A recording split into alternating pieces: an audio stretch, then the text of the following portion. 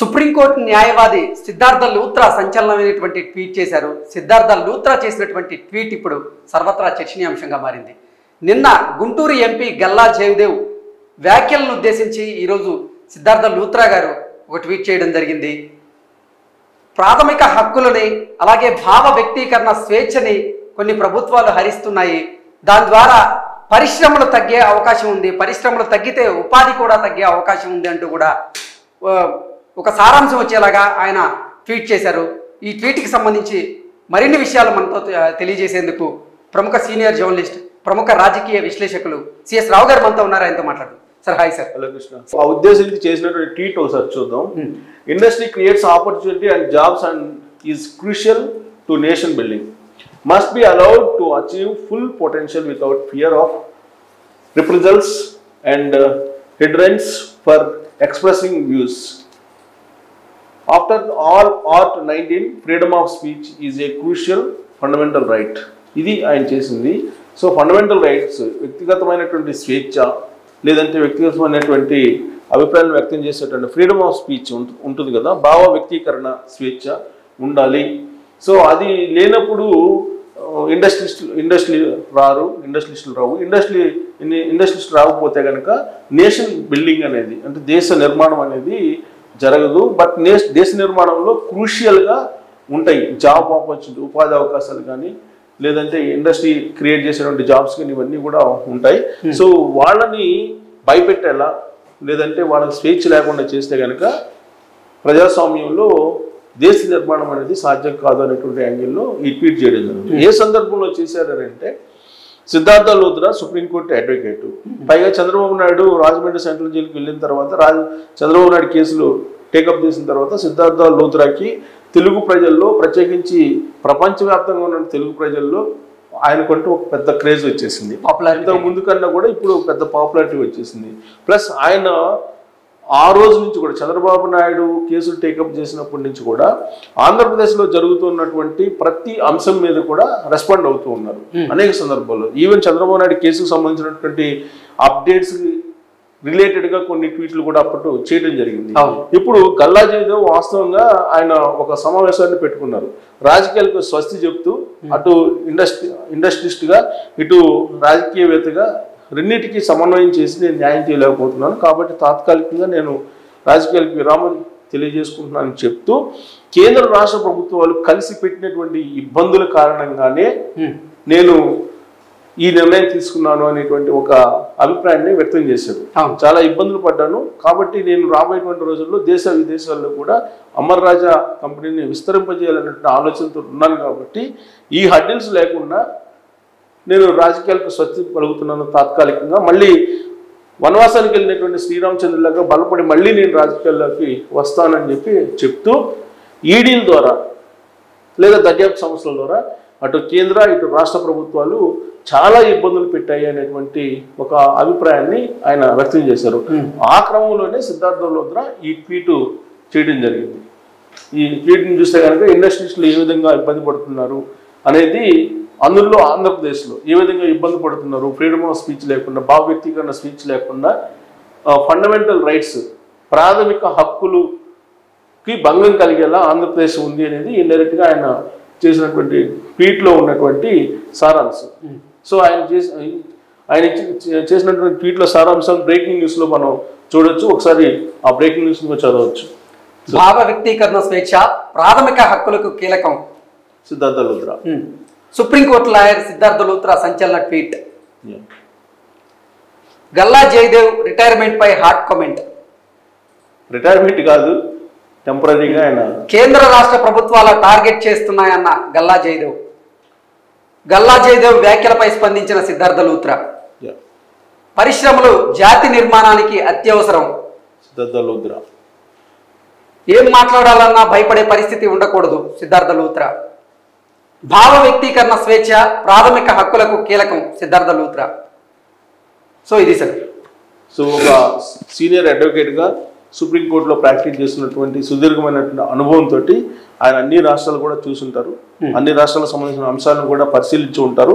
ఆ క్రమంలో ఆంధ్రప్రదేశ్లో ఉన్నటువంటి సిచ్యువేషన్స్ని క్రోడీకరిస్తూ ఈ ట్వీట్ చేసినట్టు మనం భావించాల్సి ఉంటుంది. ఆల్రెడీ ఇంతకు ముందే ఒక high court, AP high court retired judge ఆయన వెళ్తూ ఆయన ఒక కంప్లైంట్ కూడా చేయడం జరిగింది సుప్రీంకోర్టుకి. ఏం చేశారు, ఇక్కడ ఆంధ్రప్రదేశ్లో రూల్ ఆఫ్ లా లేదు, రూల్ ఆఫ్ లా ఇంప్లిమెంట్ కావట్లేదు అని చెప్పి ఆయన ఒక లెటర్ కూడా రాయడం జరిగింది సుప్రీంకోర్టుకి. ఆంధ్రప్రదేశ్లో ఉన్నటువంటి పరిస్థితుల గురించి చాలా కూలంకుషంగా లెటర్ రాయడం జరిగింది. ఆ తర్వాత జరిగినటువంటి పరిణామాలను కూడా మనం చూసాం. ఆంధ్రప్రదేశ్ ప్రభుత్వం ఏ విధంగా వ్యవహరిస్తుంది, ఆంధ్రప్రదేశ్ పోలీస్ సిఐడి విభాగం ఏ విధంగా వ్యవహరిస్తుంది, అర్ధరాత్రి వేళ ఇళ్లలోకి వచ్చి కనీసం 41 నోటీస్ కూడా ఇవ్వకుండా వాళ్ళని అదుపులోకి తీసుకుని విచారించడం, ఇవన్నీ కూడా చూస్తూ ఉన్నాం. సో అవన్నీ కూడా సిద్ధార్థ లూథ్రాకి తెలుసు. పైగా చంద్రబాబు నాయుడు కేసు టేకప్ చేసిన తర్వాత ఆంధ్రప్రదేశ్లో కొన్ని రోజుల పాటు ఆయన ఇక్కడే ఉండి అక్కడ ఏసీబీ కోర్టులో ఏం జరుగుతుంది, హైకోర్టులో ఏం జరుగుతుంది, ఇవన్నీ ఇక్కడ రాజకీయాలు ఏంటి, వీటన్నిటిని అవకాశం పెట్టాడు. ఆయన అబ్జర్వ్ చేశారు. ఆ తర్వాత ఢిల్లీకి సుప్రీంకోర్టుకు వెళ్ళింది ఆ కేసు.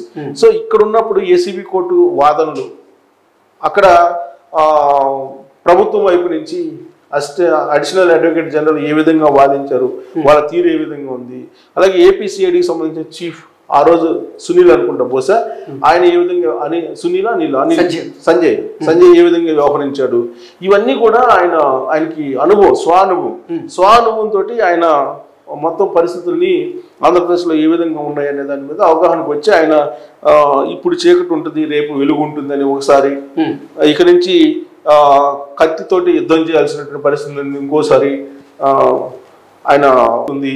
అసలు అక్కడ సునీతారెడ్డిని నించోబెట్టాలనేటువంటి ఒక సూచన కూడా తెలుగుదేశం పార్టీకి చేసినట్టు కూడా అప్పట్లో సిద్ధార్థ లూథ్రా మీద వచ్చినటువంటి న్యూస్ కూడా. అంటే వీటికి కూడా సార్ చాలా మంది ఫాలోవర్స్ ఉన్నారు. మన కనుచూపు మేరలో న్యాయం కనపడినప్పుడు, మనం ఎంత ప్రయత్నం చేసినప్పటికీ మనకి న్యాయం దొక్కనప్పుడు మనం ఇంకా కత్తి పట్టి యుద్ధం చేయాల్సిందే. అంటే మంచి ఇటువంటి ట్వీట్ అన్నిటికీ కూడా చాలా మంది ఫాలోవర్స్ ఉన్నారు ఇప్పుడు తెలుగులో. అవును, ప్రత్యేకించి ఇప్పుడు సిద్ధార్థ లూథ్రా చేసేటువంటి ట్వీట్లో ఉండే అర్థాన్ని, పరమార్థాన్ని, తర్వాత రాజకీయ యాంగిల్ని జోడించి దాన్ని విశ్లేషణ చేసుకునేటువంటి పరిస్థితి కూడా వచ్చింది ఇవాళ. మామూలుగా అయితే అంత ఉండదు, కానీ సిద్ధార్థ లూథ్రా ఇప్పుడు ఒక హాట్ న్యూస్ మేకర్గా అయ్యారు తెలుగు ప్రజలకు ప్రత్యేకించి. సో కాబట్టి ఇప్పుడు ఆయన చేసినటువంటి ట్వీట్ గల్లా జయదేవ్ విషయంలో చేసినప్పటికి కూడా రాష్ట్రంలో ఉండేటువంటి రాజకీయ పరిస్థితులు, దేశంలో ఉండేటువంటి రాజకీయ పరిస్థితులకి అనుగుణంగా వాటిని ప్రశ్నించేలాగా ఆయన ట్వీట్ ఉంది. అంటే ప్రాథమిక హక్కులు, భావ వ్యక్తీకరణ స్వేచ్ఛ లేకుండా చేస్తున్నారు, బట్ అది ప్రాథమిక హక్కు, అది కానీ అదే లేకుండా చేస్తున్నారు అనేది ఇప్పుడు ఆయన ట్వీట్లో ఉన్నటువంటి సారాంశం. అది కేంద్ర రాష్ట్ర ప్రభుత్వాలు రెండింటిని కూడా చురుకులు అందించారు ఆ ట్వీట్ ద్వారా ఆయన.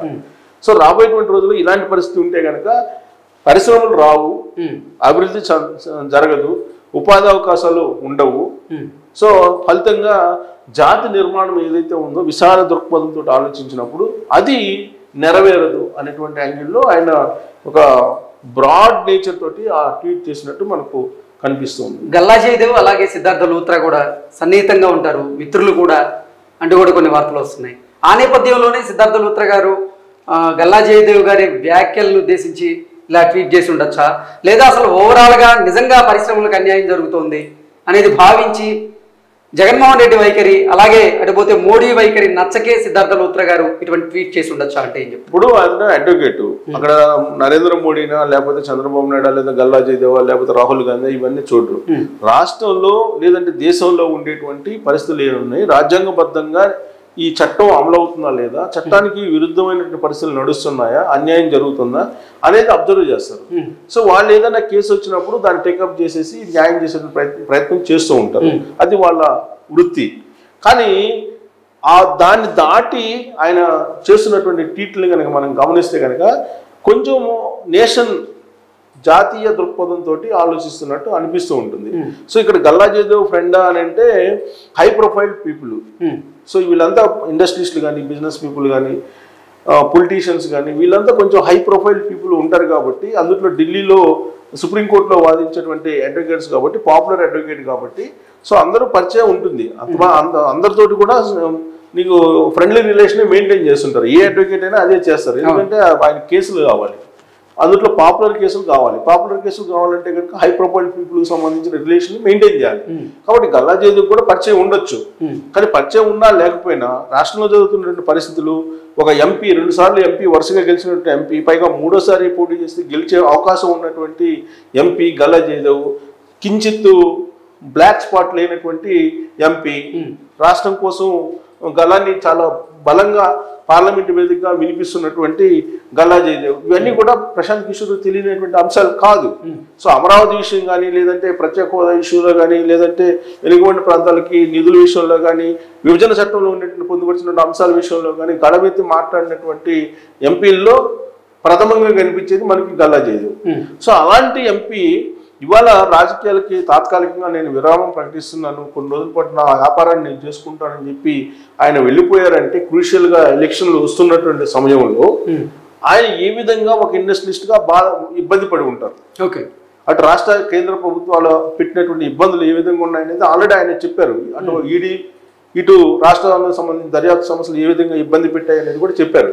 ఆయన తమిళనాడు, తెలంగాణ ఇటు నేను విస్తరింపజేసుకుంటాను, ప్లస్ వేరే దేశాలకు కూడా విస్తరింపజేసుకుంటాను వ్యాపారాలని అని చెప్పారంటే ఎన్ని ఇబ్బందులు పడితే ప్రభుత్వాల నుంచి ఆ విధమైన కామెంట్ చేసి ఉంటారనేది సిద్ధార్థ లూథ్రా యొక్క అభిప్రాయం.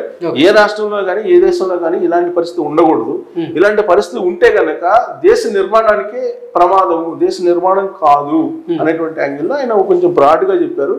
సో ఇలాంటి పరిస్థితి మంచిది కాదు అనేది ఆయన జగన్మోహన్ రెడ్డి ప్రభుత్వానికి ఒక రకంగా చొరకలు వేసినట్టు ఈ ట్వీట్ మనకు అర్థమవుతుంది. Okay okay sir, thank you so much.